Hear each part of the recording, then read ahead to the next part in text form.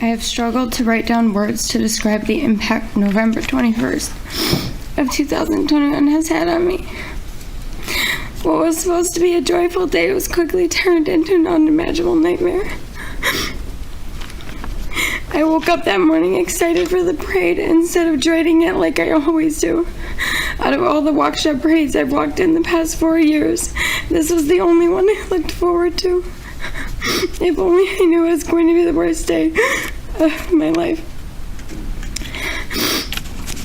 As the parade started, I went around taking pictures of all the girls while they danced, so their parents had action shots of them dancing.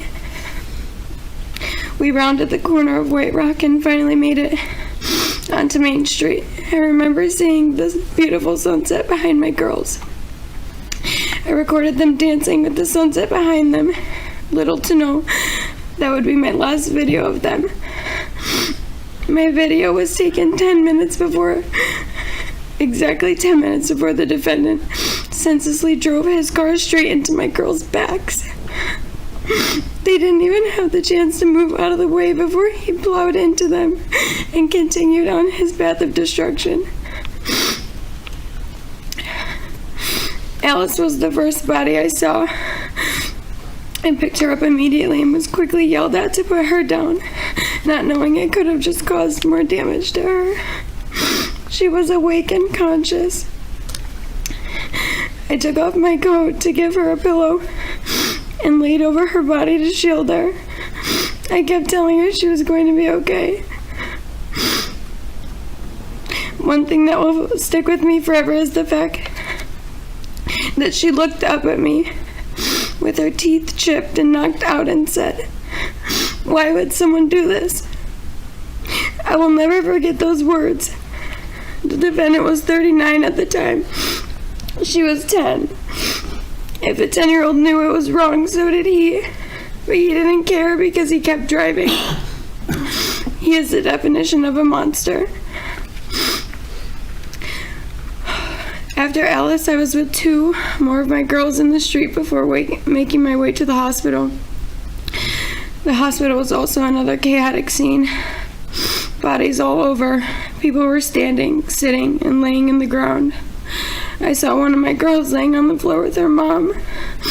I held her hand and kept asking her to squeeze me, so I knew she'd stay with us. She kept going in and out of consciousness. Every time she'd open her eyes, her mouth would open as she sobbed in absolute pain. I glanced to my left and saw another one of my girls in a wheelchair with about 5 nurses huddled around her. She wasn't doing good, and they knew that. We rushed her to the back as she started to seize and vomit. When her parents arrived, I left the hospital not knowing if I'd ever see some of my girls alive again.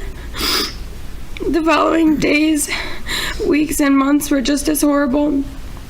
4 of my girls were in comas. The questions never stopped circulating in my head. Would they ever wake up? Would they even remember who I was? The thing about being a coach is you're kind of stuck in between being a mom and a friend. I felt trapped that I couldn't take their pain away, trapped that I couldn't be there with them at the hospital every day. I had to put a brave face on for all of my other girls, even though I was completely broken inside. Attempting to describe the impact this evil crime has had on me would be impossible. How can I write into words something that broke me so badly? Emotionally and mentally, I have never been the same since that day. Throughout the whole trial, I waited for the defendant to cry, for him to show some sort of remorse for my girls and everyone else he hurt. He has shown no sense of empathy other than for himself. Only a monster would show no remorse for such a heinous crime they committed. He knew exactly what he was doing, and he just kept driving. He knew it was wrong because he then attempted to flee after he ditched the car. He's a selfish and cowardly human being who deserves to never see the daylight again.